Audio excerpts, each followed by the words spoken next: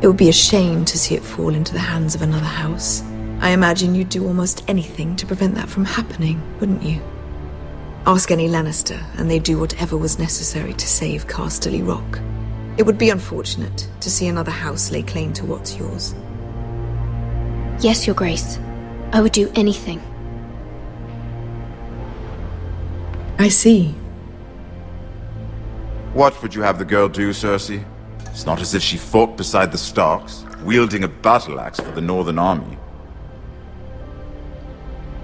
It raises an interesting question, I suppose. Can we truly blame those who end up on the wrong side of the war? Our dear Marjorie here was betrothed to Renly Baratheon on the false assumption that he would one day rule the Seven Kingdoms. Can we fault her for her mistake? Should she be held accountable?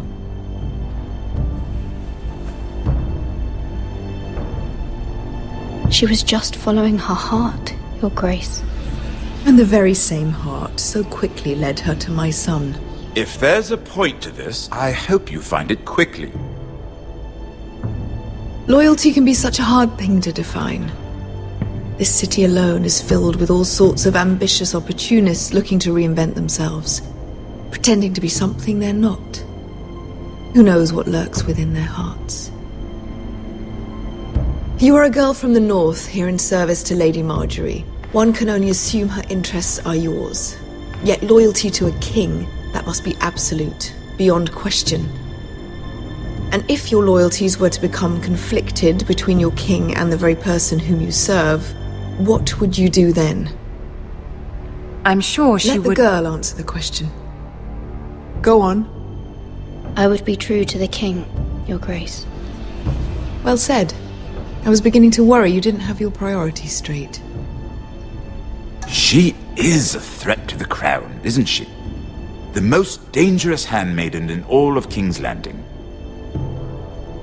My sense is this girl will say almost anything to get what she wants. Which is not very encouraging. I'd like a word with you, if I may. Of course, Your Grace.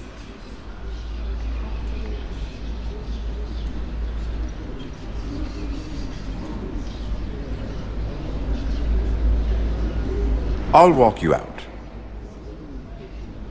This may come as a surprise, but I met your father once, at the tourney at Lannisport.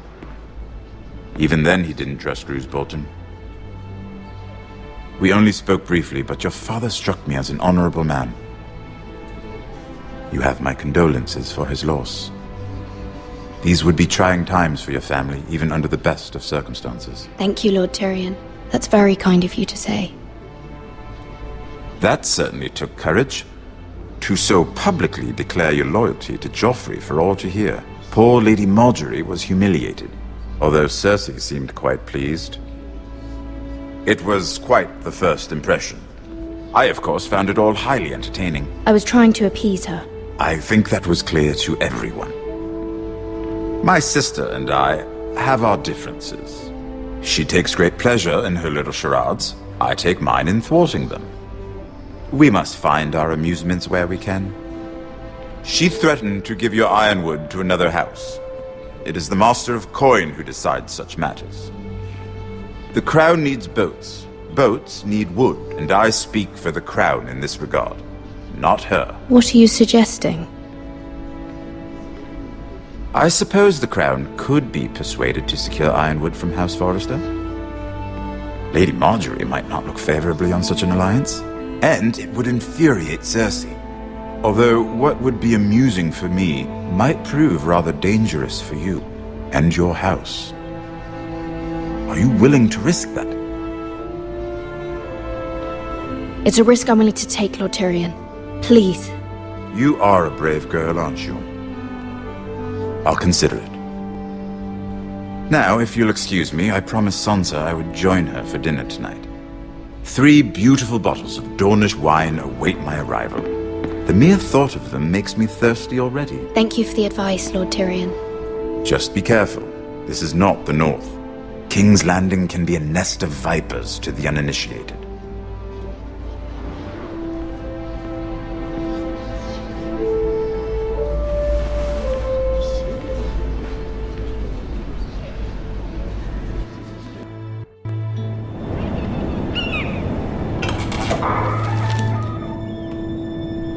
Mira, I was worried. How was it? Cersei has a way of looking at you as though you're nothing. It went well. Really? That's a relief. Cersei is known for being rather difficult. Lady Marjorie has spent the entire day working on seating arrangements for the wedding. Of course, you and I are seated way at the back, here with the 4th cousins and the 9th-born sons. Ah, Sir Jaime. I wouldn't mind tarnishing that white cloak of his. Sarah! What? It's true. And Oberyn Martell, the Red Viper. I'm told he has a paramour, which I doubt is Dornish for wife. You'll get us in trouble. We're just having some fun. Perhaps Lady Marjorie could make the right introductions. Who knows? We might meet our future husbands. Although, marrying a king, I can only imagine what that would be like. Would you marry Joffrey if it meant you'd become queen? He does have a certain look about him, and he's always treated Lady Marjorie well. Which is more than you can say for his mother. I don't want to be queen no matter who I'd have to marry. Don't want to be queen? You northerners. You'd make a perfect scepter. Well, I would marry him. Imagine the power you would have as Queen of the 7 Kingdoms. I might even allow you to be my handmaiden. Let's see, who else should we marry off? Brienne of Tarth and Tyrion Lannister. What a perfect match! Sir Bronn and... What are you doing?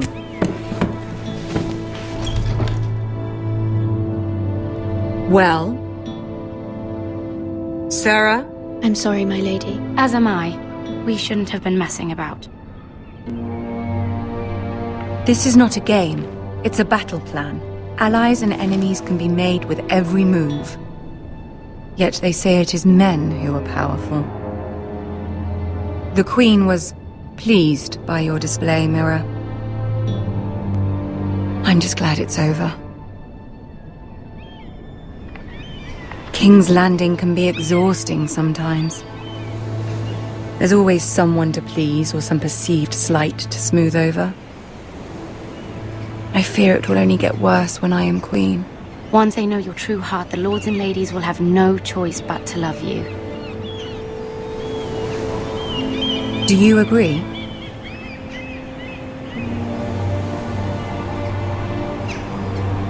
It doesn't matter what you feel. It only matters what you say. You learn very quickly. Your words to Cersei were brave, but I know you must fear what the Boltons might do to your family. I do appreciate your willingness to appease her, as difficult as it may have been. Thank you, my lady. There's been something on my mind. Something important.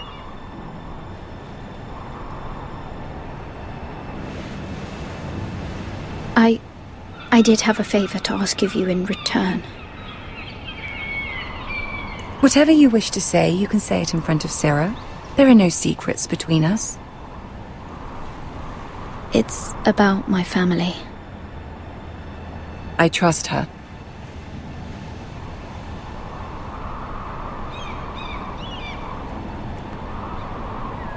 I prefer to speak with you alone.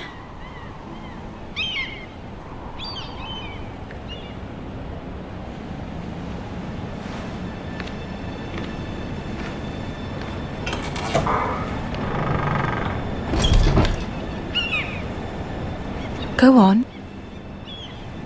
Ask. Forgive me, my lady. I wouldn't otherwise ask this of you, but my mother insisted. It's about my family. Ramsay Snow. What would you have me do? My mother fears our family will suffer if Ramsay is left to do as he likes. She thought, if a raven could be sent to the Boltons to let them know House Forrester has the protection of the crown. I know it's a lot to ask of you, and I wouldn't otherwise, but she insisted. That is no small request. especially now. I know, my lady, and I wouldn't ask this of you otherwise. But my mother has left me no choice. She insisted. Joffrey knows only too well your family fought for the Starks, and now you would have me ask him to intervene. Is the situation that dire?